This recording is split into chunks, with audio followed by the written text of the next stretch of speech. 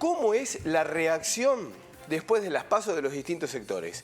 Hemos visto, ya se han observado, se han lanzado hasta comunicados de la Unión Industrial Argentina pidiendo algunas precisiones. La CAME, la mediana empresa también en la República Argentina, pidiendo alguna hoja de ruta, qué es lo que va a suceder.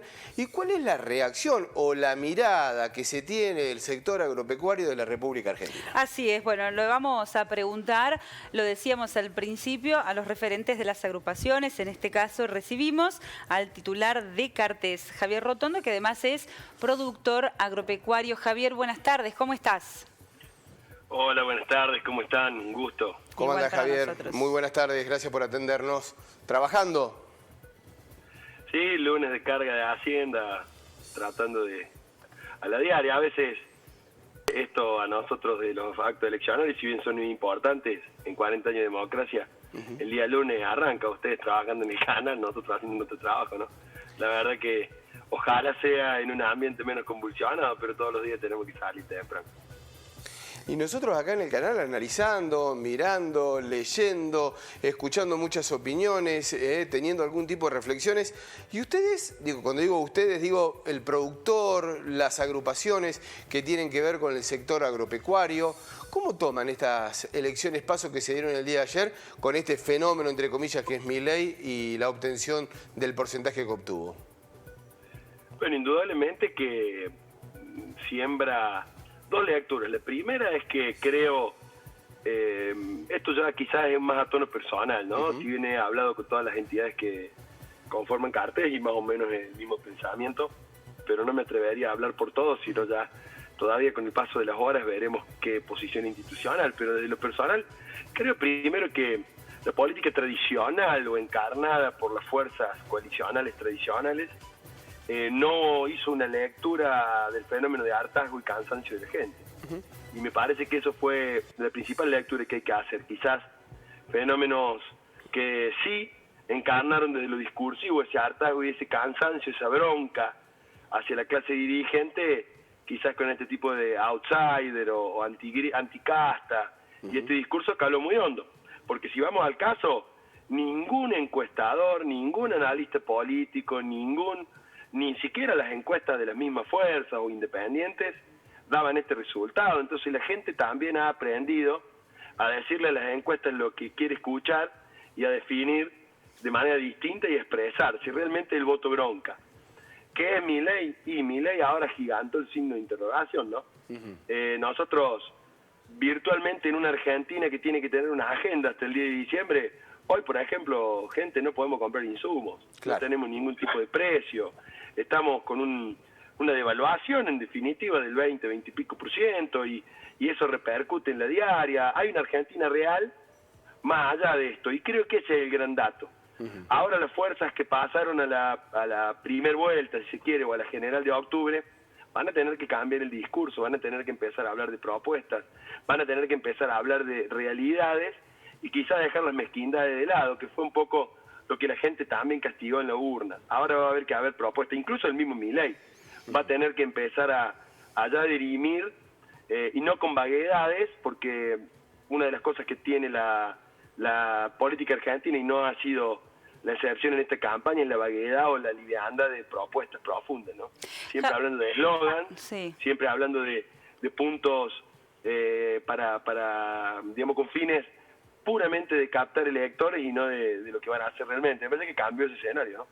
Javier, le quiero preguntar si cuando habla de mezquindades habla de Juntos por el Cambio, de ese enfrentamiento que se dio entre las dos listas, que a lo mejor si no se daba de esa forma, como fuerza, y en suma hubiese quedado mejor posicionado Juntos por el Cambio. ¿Se refiere a Larreta y a Bullrich? Sí, también me refiero a quizás expresiones implosionales dentro de la misma coalición del gobierno, ¿no? Uno de los precandidatos, hasta ayer precandidato, quizás de los sectores más radicalizados que encarnan el kirchnerismo, desacreditando directamente al candidato más votado del oficialismo, que es Massa.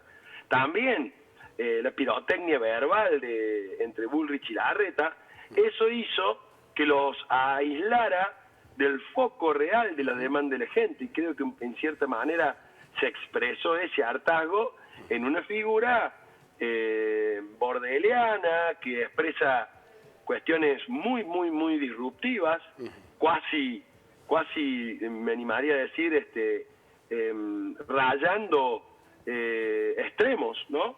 Y eso me parece que fue un llamado de atención muy grande. Veremos en octubre, este país tan convulsionado, pero todo indica que la fuerza que más obtiene votos en un proceso eleccionario, como viene siendo en los últimos años, todo indicaría que se tiende a fortalecer y no a desvanecerse, ¿no? Y al menos en una segunda vuelta estaría con una posición asegurada, ¿no? Es lo que indica las estadísticas y más o menos el desarrollo.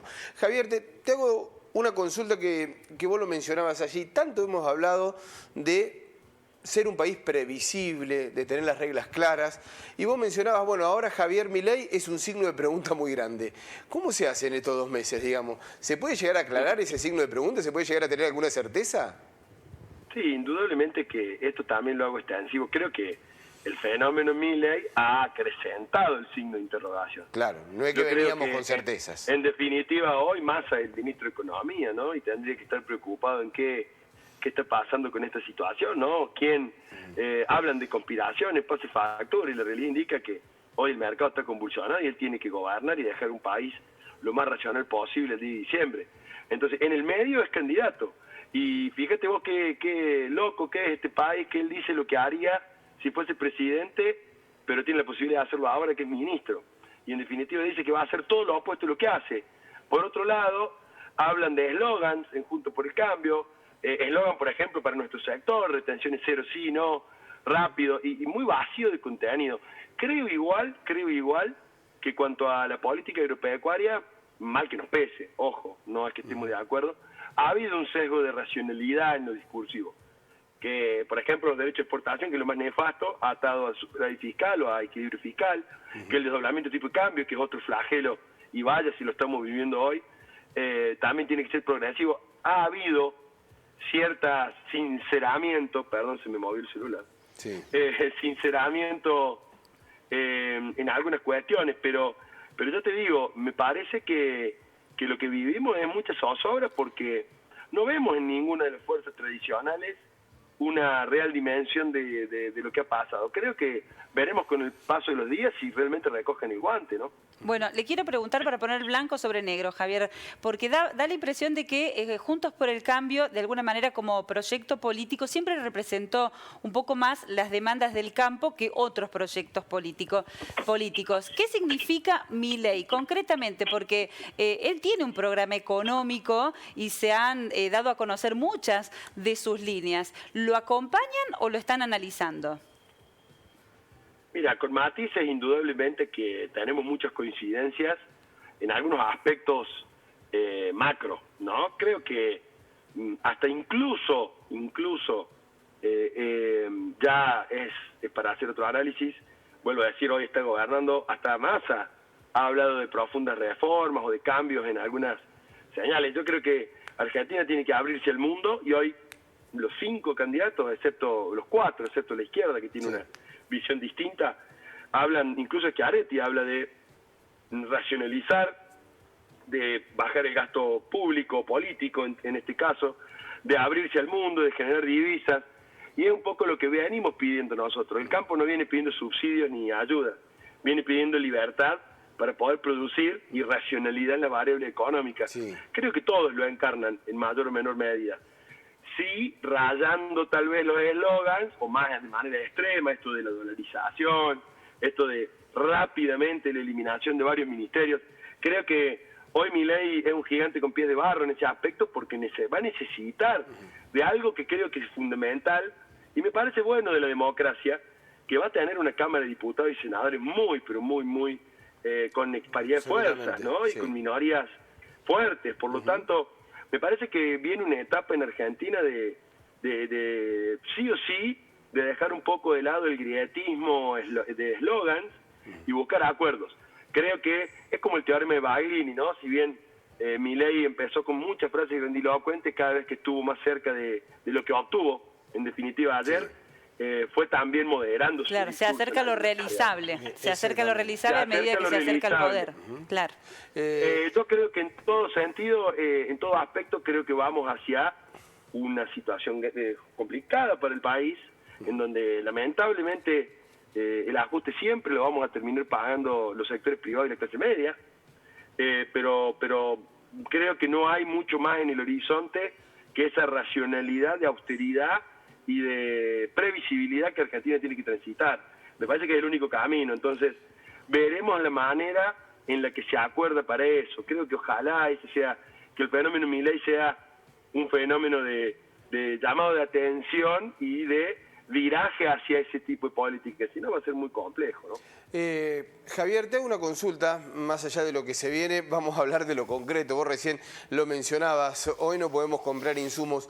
¿Cómo está la situación hoy con esta devaluación, con esta disparada del dólar blue? ¿Cómo se encuentran?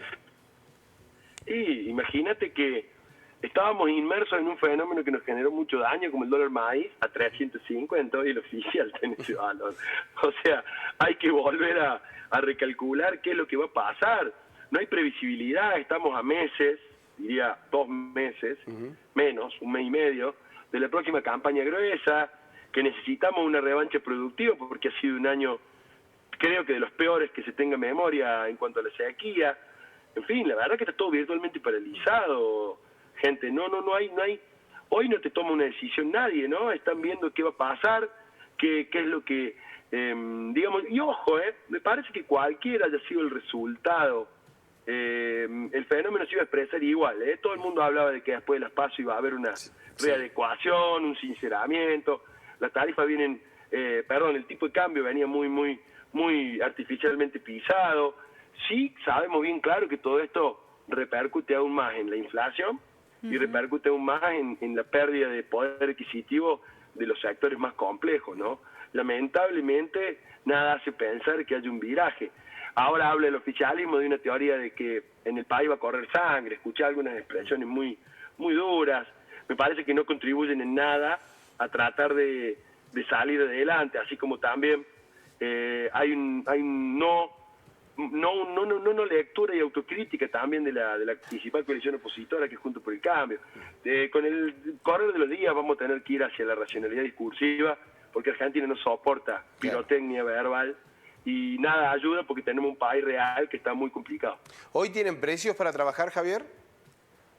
No, yo te digo, hoy el mercado ganadero había tenido esa recomposición de precios propios, porque lo que no hace el mercado lo hace...